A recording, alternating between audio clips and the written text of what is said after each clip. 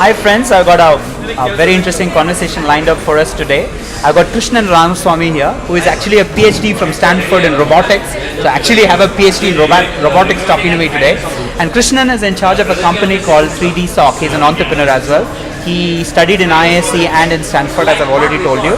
And they are into the entire experience of consumer on the mobile. So how do you change the consumer experience on the mobile, which obviously is a pet topic for me, the experience theme, obviously given what I do with the coffee day tables and so on and so forth. So without further ado, Krishnan, why don't you talk about what your business is and what you're doing? Sure.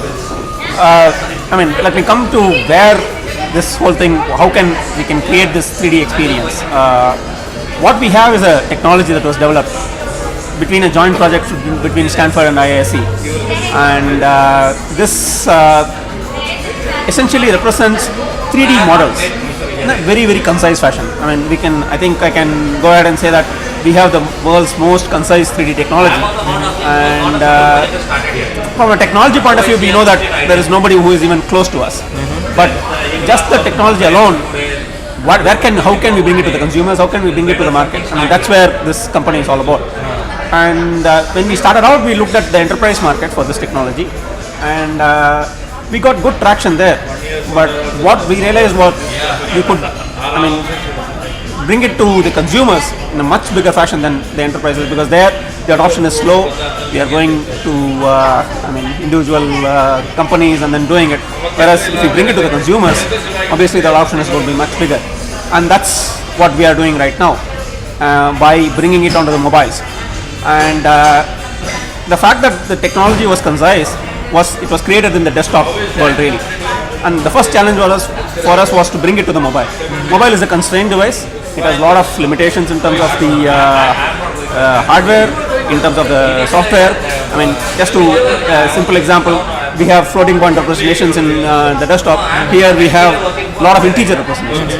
And 3D in general, if you look at the trace the history, we used to have these silicon graphics machines, dedicated hardware for that. And only recently, in fact, even we were able to do it on PCs. Now we said, look, we are going to do it on the mobile.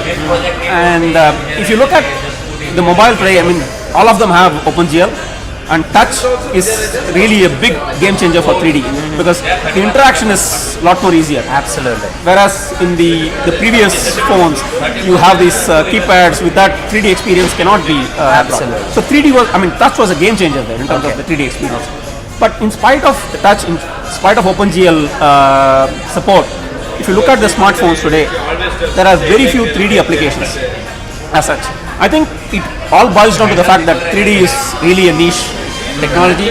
It is, focused on only a very small segment, and our company's focus is 3D for all. Make 3D commodity really, so that anybody can use it. So make 3D available to everybody, the 7 billion people on the planet. Wow, what a wonderful cause. I think it can be done because the world around us is in 3D. Absolutely. We are not living in a 2D world. We are living in a 3D world. It is so I think it is possible for us to do that. Wonderful. And I think that's where the technology plays a role, because it is something which doesn't require a dedicated hardware. It can work in a constrained environment, at the same time giving you an experience which is far better than what you are doing in the 2D world.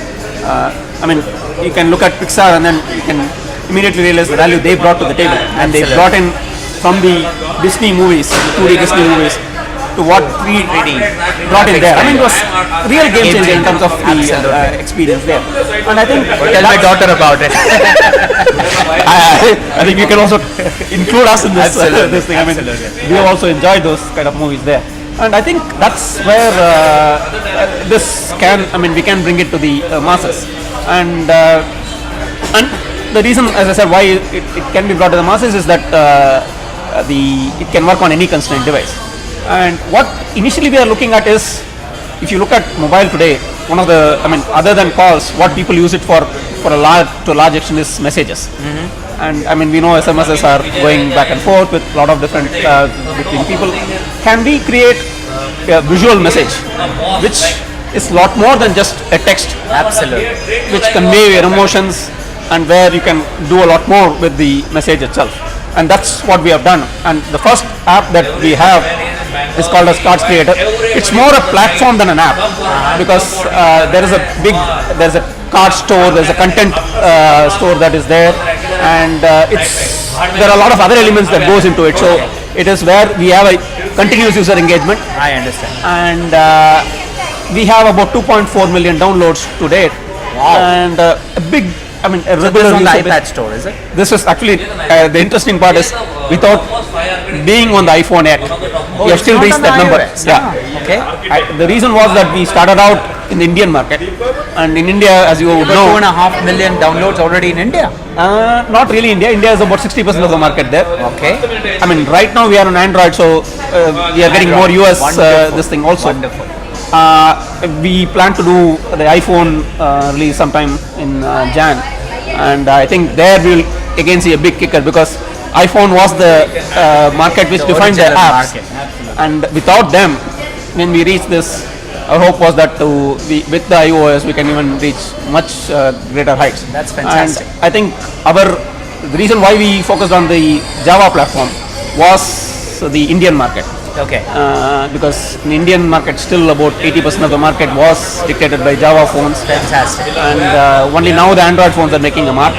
And even now iOS is really a fringe player here. Absolutely. But I guess over time that's going to change. It's going to change. And anyway, I think now we are ready for the world market as well. Totally. And I think you're looking at multiple apps, right? So one of the apps I saw, Friends, was about how to create a viral video in the environment in 2 seconds. So how to make yourself look like a chicken and sort of dance, you know.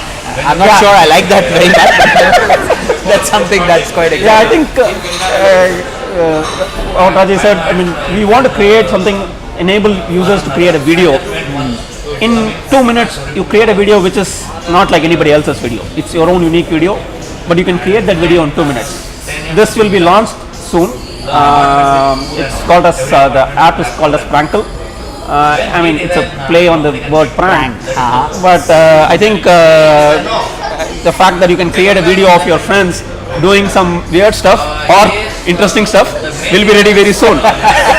Sounds excellent. And you can also, I mean, not only your friends, I mean, you can create political satires on this.